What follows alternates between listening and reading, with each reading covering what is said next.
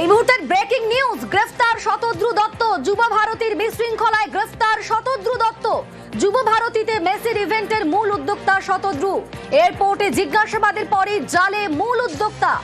আপনাদের আরো একবার জানিয়ে রাখি, এই মুহূর্তের ব্রেকিং নিউজ, গ্রেফতার শতদ্রু দত্ত। যুব ভারতীর বিশৃঙ্খলায় গ্রেফতার শতদ্রু দত্ত। আমাদের সঙ্গে রয়েছেন প্রতিনিধি অনুপ। অনুপ,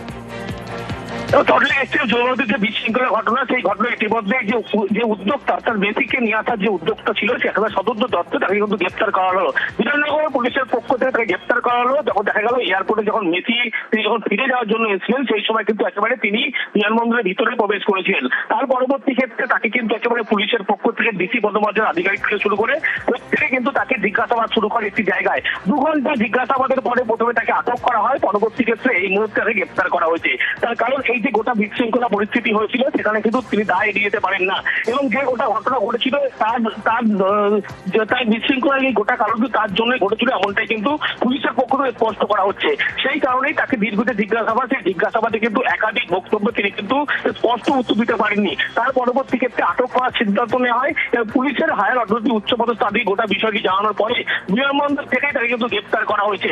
এবং মেসিকে যখন দেখা যাচ্ছিল, যখন অনুষ্ঠান ছেড়ে তিনি মেসি যখন সল্টলেক স্টেডিয়াম থেকে একেবারে এয়ারপোর্টে প্রবেশ করেছিলেন, সেই সময় কিন্তু শেষ মুহূর্তে একেবারে শতদ্রু দত্ত তিনি কিন্তু বিমানবন্দরে উপস্থিত ছিলেন, এবং সেখান থেকে তাকে আটক করে দীর্ঘ জিজ্ঞাসাবাদ করা হয় এবং তারপরেই তাকে গ্রেপ্তার করা হয়েছে। তার কারণ এই যে মেসি ইভেন্টের যে গোটা প্রোগ্রাম অর্গানাইজার উদ্যোক্তা, তিনি মূল উদ্যোক্তা ছিলেন, এবং সেই উদ্যোক্তার বিষয়ে কিন্তু বেশ কিছু খামতি ছিল, এবং গোটা যে বিশৃঙ্খলা, সেই বিশৃঙ্খলা তিনি দায় এড়াতে পারেন না। সেই কারণেই কিন্তু তাকে জিজ্ঞাসাবাদে একাধিক অসঙ্গতি পাওয়ার পরবর্তী ক্ষেত্রে তাকে গ্রেপ্তার করা হলো। বিধাননগর দক্ষিণ থানা থেকে 2টি মামলা রিজু করা হচ্ছে। একটি যেমন তার বিরুদ্ধে মামলা রিজু করা হয়, পাশাপাশি আরো একটি মামলা কিন্তু করা হয় বলে জানতে পারা যাচ্ছে, যেখানে সরকারি সম্পত্তি নষ্ট থেকে শুরু করে পুলিশকে মারধর, হেনস্থা, এই ফুটেজও কিন্তু পুলিশ পাওয়ার পরে বাকিদের শনাক্তকরণে কাজ করা হচ্ছে। কিন্তু এই মুহূর্তে শতদ্রু দত্ত তাকে কিন্তু গ্রেপ্তার করা হয়েছে, আটক করার পরবর্তী ক্ষেত্রে। তার কারণ যে মেসি ইভেন্টের যে প্রোগ্রাম, তিনি কিন্তু একেবারে গোটা মূল বিষয় উদ্যোক্তা ছিলেন, এবং এই বিশৃঙ্খলা পরিস্থিতিতে তিনি দায় এড়াতে পারেন না, এবং গোটা ঘটনায় তিনি কিন্তু তদন্তে অসুবিধা করা থেকে একাধিক অভিযোগ উঠছিল। তার পরবর্তী ক্ষেত্রে তাকে কিন্তু ইতিমধ্যেই গ্রেপ্তার করা হলো।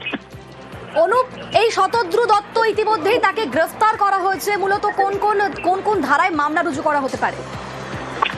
এখনো পর্যন্ত পুলিশের পক্ষ থেকে সেগুলো স্পষ্ট করা হয়নি। তবে প্রতারণা থেকে শুরু করে একাধিক ইভেন্টে যে মিস ম্যানেজমেন্ট ছিল, একাধিক কিন্তু দায়িত্ব পুলিশকে তিনি একাধিক যে সমস্ত অর্গানাইজার হিসেবে যে সমস্ত পুলিশকে জানাতে হয় আগে থেকে কত লোক হবে, কিভাবে টিকিট বিক্রি হয়েছিল, কিন্তু গোটা বিষয় তিনি কিন্তু সেভাবে পুলিশকে স্পষ্ট করেনি।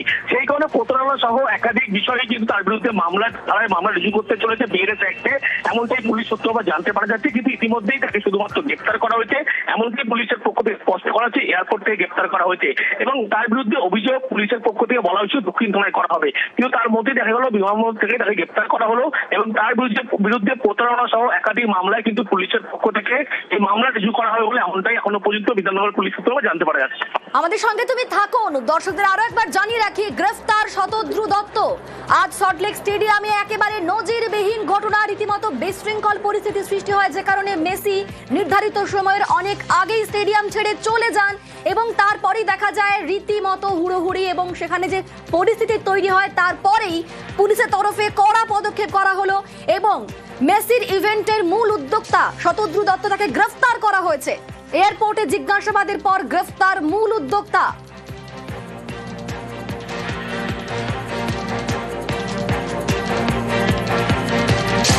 দর্শকদের টাকা ফেরতের নির্দেশ পুলিশের, টাকা ফেরত না দিলে আইনি পদক্ষেপের হুঁশিয়ারি পুলিশের। আমাদের সঙ্গে রয়েছেন প্রতিনিধি প্রীতি।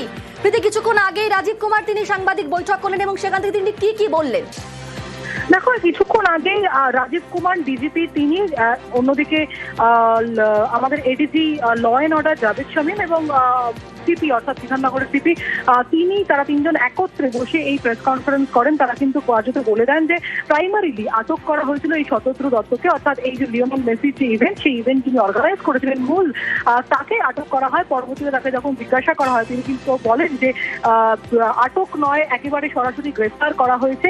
এবং স্বাভাবিকভাবে যেহেতু প্রতারণার কথা বারংবার উঠে আসছে, বহু ভক্ত, বহু মেসি সাপোর্টার তারা যখন বলছেন যে হাজার হাজার টাকা দিয়ে তারা টিকিট কেটে চাইছেন, সেই টাকা তারা ফেরত চাইছেন, সেই কথাটাও কিন্তু স্পষ্টত বলে দেওয়া হয়েছে।